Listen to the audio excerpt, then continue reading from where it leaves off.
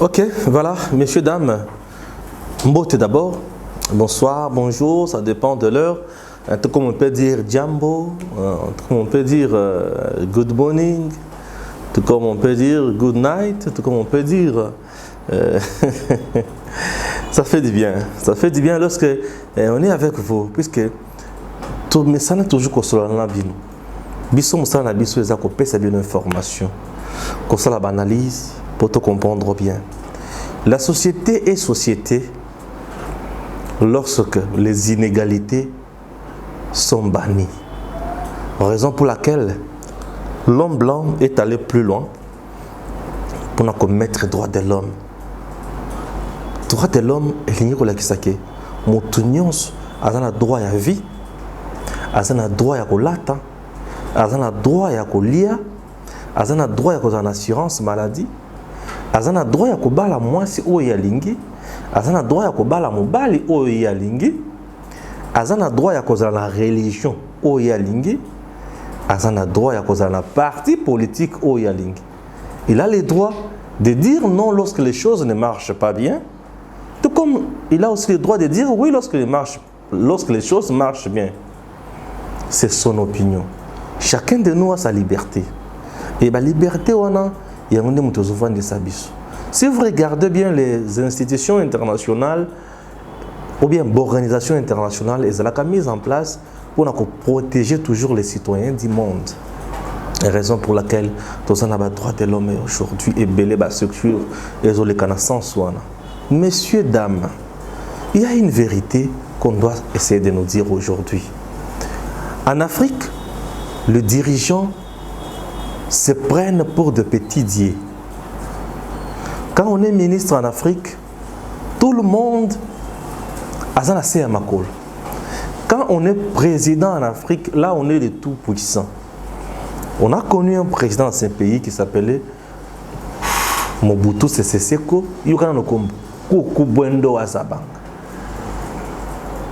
Nos parents, nos ancêtres ont dansé pour ces messieurs-là. Il était tout, il voyait tout. Nous sommes allés kakaye. Si on ne tire pas l'attention, nous risquons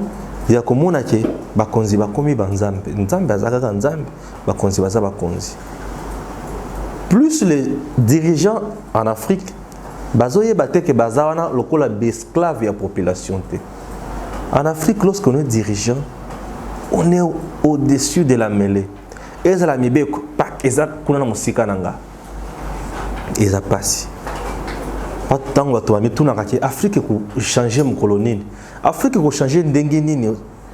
Ba konze o bazan Afrique, bazomi mona banzamba adjoint. Est-ce qu'Afrique ko changer? L'Afrique ne peut pas changer comme ça. L'Afrique ne peut pas évoluer comme ça. Or, pour que l'Afrique évolue, pour que les gens évoluent, il faut que tu comprendre que bazana tâche, bazana devoir pour basalam salam alam.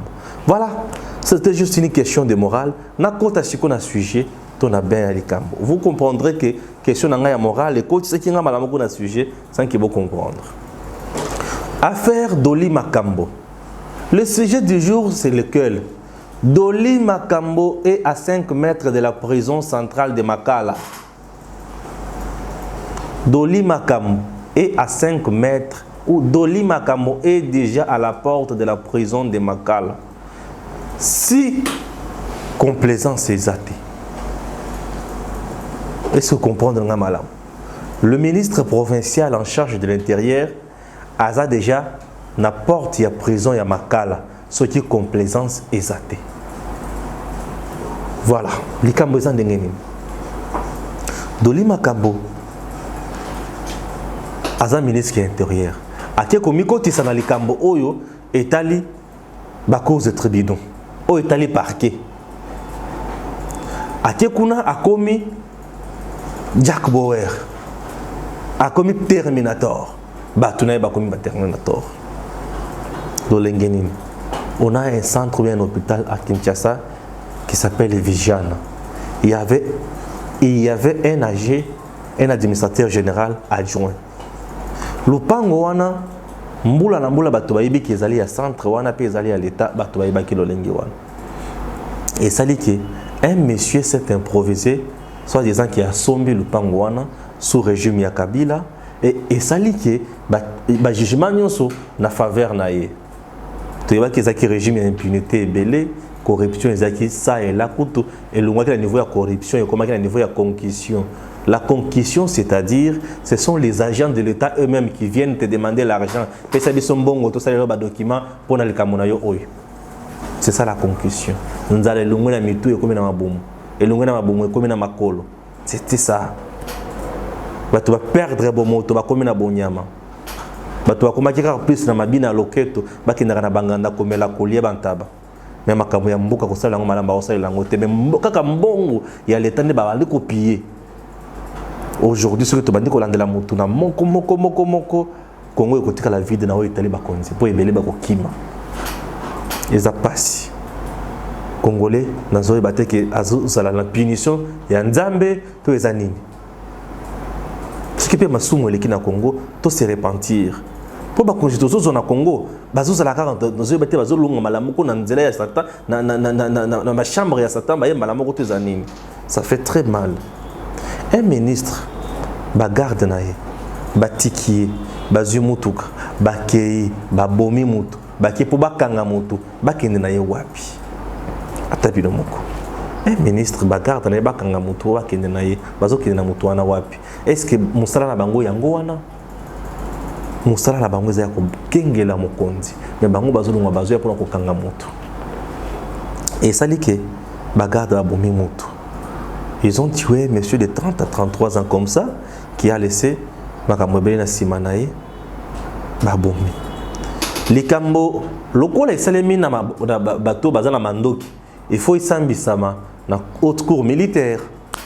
Les Kambo se retrouvaient dans la haute cour militaire et il y avait une composition, il y a un juge au bazar ko sambisa les Kamboana. Les avocats conseillent à Doli Makambo, balobi non. Biso tokondimate ba juge oyo basambisa biso po tozomona ke bazolinga client na biso te. Vous voyez pas ça, bazolinga client na biso te. Et parmi les avocats de Doli Makambo, il y a même un ancien candidat président de la République. Ndé Makambo, il fallait qu'il y ait ko changer na ngona mboka. Monsieur Théodore, ça va passer. Alors balobi et c'est bango ba ko juger couronne ko juger bangote. Donc bureau au ba qui en place ya juge wana ko juger bangote. Po bazo yoka client na bango malamu te bazo changer dossier et consort. Ah papa. Bazo changer dossier dans le Cameroun. Non, bazo bet sabiso tricage. Tozom na ra on dit bazo na makanisi ko condamner mo condamner biso mo tuna biso client na biso et consort. Dossier en dossier des droits juridiques et comme un dossier politique. Ah, et le dossier, il y a le droit et comme un dossier politique n'a point ni. Mais non, tous les makambo na batunaye, ba côté ça qui requête, tant ba côté ça qui requête, ba juge ba le pas question. Vous avez sakana bisotonini. Ba boyi pour répondre favorablement à la requête de Doli Makambo. Peut sanctionner, sanctionner 500 000 francs congolais au estingeli à Fouta, au l'amende. Peut 100 000 francs congolais, le chauffeur n'a pas Fouta et comme ça. Donc il y a une affaire de 600 000 il faut pas Fouta déjà. La date, il y a 8 jours. Bato babenga kinga bakomelenga mais monsieur Stéphane, mais le bel Kamboyo. Est-ce que bakité Doli Makambo bato bazo beaucoup montozo pour ma bato bazo na lebite eza bongote abanda kinde poluka ba juger le ligne na bato wana te. Maintenant ngai étant journaliste na bandi siko bolimbisa nga muke po tant muso na ko choquer bin Doli Makambo na bavoka na ye bazo boya na bandaki ko boya ba juge wana ba juger bango pona ni ba comprendre que ba juge wana bazana la vérité asi à comprendre que ba ko condamner ya ko kutana na Mike Mukeba na makala toni Il se reproche de quelque chose. Ce qui est vraiment innocent dans le dossier, puisque Azobanga déjà. Le fait qu'il y a récuser juge, composition de juge, bureau de juge, c'est-à-dire aux Obanga, aux autres se reprocher que de façon, ils ont même le dossier. Bako kondolanga na ba vérité belé a. Tikana télé melangona boya yango. Po bachanase batumsu bakoya kozota musu to kwambrier bango. Ou soit na ko kutuna mituna ne manda kutuna. Asia comprendre que basi ba retrouver qui piste où il faut bakangela ou comment. Oui, jusqu'à présent, il est présumé innocent. C'est normal. Puisque dans nos rendre les décisions à Soukate, il est présumé innocent. Il est présumé innocent. Mais comment faire pour un dossier et continuer? Il ne faut pas qu'il y ait des ingérences. Des ingérences politiques. Il y a des au pire petit nabiso. Boki été bochanase. Pour ceux qui beaucoup mis en souka, il faut bakukangaya kende makala et conso. Pour le coup la bomisi mutumanga ma mère ta wa condamné et pe kuna kala mpona makambo. Ya libela et belé. Est-ce que Kanyaka est otambola déjà? Pour dossier on a ici la tonine. Pour aujourd'hui cours militaire wana en tout cas bato bazotale lango makasi. Bato bazotale la cour militaire. Bandeko ba juge ou militaire, ba magistrat militaire, vous êtes devant un peuple, vous êtes devant l'avenir du Congo, vous êtes devant l'avenir ya Bana, ya RDC. Pour bien ceux qui politiki likamboy, ba konzimusu ba kosala kaka n'importe quoi. Puisque beaucoup de dirigeants congolais bazana se amagui ebele. Ça je dois vous le dire. Ba dirigeants na biso ebele bazana se amagui. Puisque posons-nous un peu cette question. Ce qui c'est que Doli Makambo, abanda ko protéger mutu oya somaki le pango wana. Eza pona nini? Exactement sur babanda ko pesa mbongo. Parce que ce sont les fonctionnaires. Ceux qui ont taliban mbongo o bango bakoma kanango na mitunaka. Mais bato bazala ba fonctionnaire, bango bazwaka ba salaire chaque jour, to za kandeli nini. Bazala ba mission suicide ya modèle wana. Yango komisa bango bato mbongo ebele. Okuta bango na ba campagne, okuta bango na ba terrasse, okuta bango na ba maluku. Bazala kabisika ya bongo partout. Baliaka ngombe bantaba bakoya boye basumi atanta ba mobimba babandi kolela badinga na bango baoseka na mbongo leta. Ba déjà congolais bakota ba makuyi ebele. Oh mokonzi, nga za na balanga moko awa, yo il faut protéger nga comme ça olia ya yo. Ah c'est va petit na otino ba soda atindi. Yango simbité. Mbala moko piège bête na liso. Et baby. Pourtant, on va rendre justice malamoté, mais nos magistrats militaires, il y a cours oyo. Population en a passé. Pour les mêmes actes, il y a impunité. Oh, il faut continuer. Ceux qui ont tort, t'es botikaye. Bosambi si bomoni qui ont tort, t'es pour libérer les zones à fonctionner à Salamoussana calmement. C'est notre dirigeant, Tondimi. Mais ceux qui ont tort, Bokangaye, Akende Makala, pour nous servir, exemple, malam, naba oyo, bazana katia buzo bawana. Pour ceux qui, et saluer le ligne wanate, makila ya ndeko oyo ezotanganase, o lokola ya meme, o lokola ya ntaba, lokola ya ngombe, ezosala pasi. Congolais, akokufa boyete. Ba dirigeant bazawana te pona koboma ba Congolais.